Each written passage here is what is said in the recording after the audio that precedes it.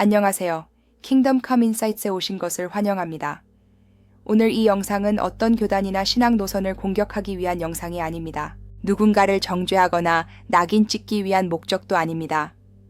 오히려 오늘 우리는 우리 자신을 먼저 하나님 말씀 앞에 세우기 위해 이 자리에 서 있습니다. 오늘 우리가 던지려는 질문은 아주 단순하지만 결코 가볍지 않습니다. 우리는 성경을 어떻게 읽고 있는가? 그리고 우리의 신학은 성경 위에 있는가 아니면 성경 아래에 있는가? 이 질문이 흐려질 때 신앙은 방향을 잃고 교회는 힘을 잃으며 우리의 삶은 점점 성경과 분리되기 시작합니다. 이 질문은 누군가를 평가하기 위한 질문이 아니라 우리 모두가 다시 붙들어야 할 질문입니다. 성경을 해석할 때 반드시 기억해야 할 두 가지가 있습니다. 첫째는 주경학적 해석, 둘째는 신학적 해석입니다. 이 둘은 서로 대립하지 않습니다.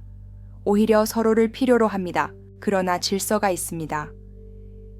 성경을 해석할 때 이미 굳어진 신학적 틀을 먼저 세워두고 그 틀 안에 본문을 끼워 맞추는 방식은 성경이 스스로 허락하지 않는 방식입니다.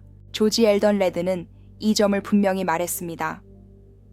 성경이 무엇을 말하는지를 먼저 살피는 것이 주해이며 그 가르침이 신학 체계 안에서 어떤 위치를 갖는지를 살피는 것이 신학이다. 그래서 그는 방법론의 질서에 있어 언제나 주해가 신학보다 우선해야 한다고 말합니다.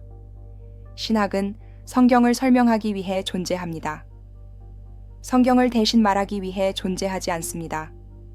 성경을 제한하기 위해 존재하지도 않습니다. 문제는 언제 시작될까요?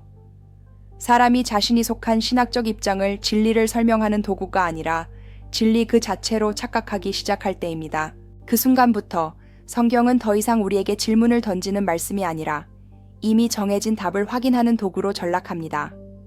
그리고 이 위험은 특정 진영만의 문제가 아닙니다. 우리 모두가 빠질 수 있는 유혹입니다. 신학이라는 이름의 안경을 쓰고 나면 그 너머를 보지 못하게 됩니다. 심지어 성령께서 말씀을 통해 교정하시려 해도 이미 나는 알고 있다 는 확신으로 그 음성을 놓칠 수 있습니다. 그래서 우리는 성령의 사역에 대해서도 성경이 말하는 방식으로 겸손하게 고백해야 합니다. 개혁신학은 성령의 역할을 약화시키지 않습니다. 오히려 가장 엄격하게 보호합니다. 성령은 새로운 계시를 더하시는 분이 아니라 이미 주어진 말씀의 의미를 밝히시는 분이십니다. 성령의 조명은 본문의 뜻을 넘어서는 것이 아니라 본문이 말하고 있는 것을 바르게 깨닫게 하는 역사입니다. 그래서 성령의 역사는 말씀을 우회하지 않고 말씀을 넘어가지 않으며 언제나 말씀 안에서 역사하십니다. 말씀과 분리된 성령 체험은 성경이 말하는 성령의 역사가 아닙니다. 이 균형이 무너질 때 사람은 성령을 말하면서도 실제로는 자신의 확신과 감정을 절대화하게 됩니다. 그때 성경은 살아있는 말씀이 아니라 자기 입장을 정당화하는 인용집이 됩니다. 칼빈은 성경 해석의 기본 원리로 문자적 해석을 강하게 강조했습니다.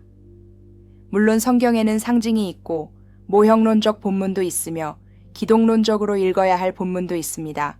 그러나 칼빈은 상징 해석이 언제나 예외적이어야 하며 아주 조심스럽게 다루어져야 한다고 경고합니다.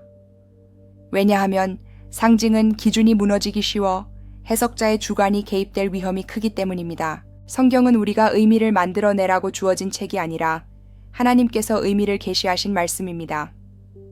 그래서 개혁신학은 말합니다. 성경은 성경으로 해석되어야 한다. 불분명한 본문은 분명한 본문으로 해석되어야 하고 난해한 본문은 성경 전체의 명확한 가르침 안에서 이해되어야 합니다. 어떤 본문도 고립된 채로 해석되어서는 안 됩니다. 이 원리가 무너질 때 상징은 자의가 되고 체험은 계시가 되며 해석자는 말씀 위에 서게 됩니다. 그러나 성경이 성경을 해석하도록 두는 순간 우리는 다시 말씀 아래로 내려오게 됩니다. 성경 해석은 학문적 논쟁으로 끝나는 문제가 아닙니다. 해석은 신앙을 만들고 신앙은 인격을 만들며 인격은 반드시 삶으로 드러납니다.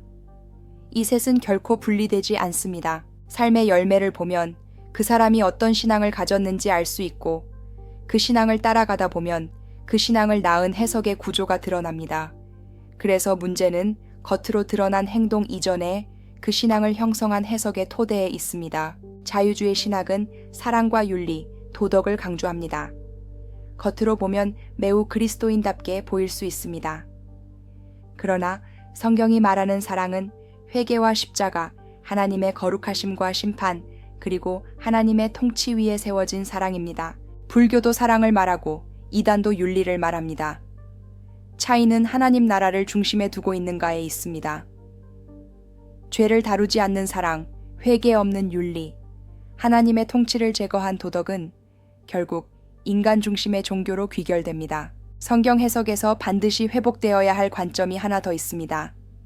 그것은 하나님 나라의 관점, 그리고 성경을 언약으로 읽는 관점입니다. 성경은 도덕 교훈의 모음집이 아닙니다. 성경은 하나님의 나라가 어떻게 시작되었고, 어떻게 거부되었으며, 어떻게 회복되고 완성되는지를 증언하는 하나의 거대한 이야기입니다. 그리고 이 이야기는 항상 언약이라는 구조를 통해 전개됩니다. 언약은 하나님의 통치가 역사 속에서 실현되는 방식입니다. 이 관점이 사라질 때 복음은 감정 위로로 축소되고 신앙은 개인 윤리로 줄어들며 종말은 공포가 됩니다. 그러나 하나님 나라와 언약의 흐름 속에서 읽을 때 성경은 하나로 연결되고 신앙은 끝까지 걸어갈 힘을 얻게 됩니다. 오늘 1편에서 우리가 붙들어야 할 것은 단 하나입니다. 성경은 언제나 신학보다 먼저 말해야 합니다. 그리고 신학은 성경이 말한 것만큼만 말해야 합니다. 이것은 정죄가 아니라 초대입니다. 판결이 아니라 회개로의 부르심입니다. 다음 2편에서는 이 해석의 왜곡이 오늘날 교회와 우리의 삶에 어떤 결과를 만들어냈는지, 그리고 왜 다시 깨어 있어야 하는지를 나누겠습니다. 시청해 주셔서 감사합니다. 킹덤 컴 인사이트였습니다.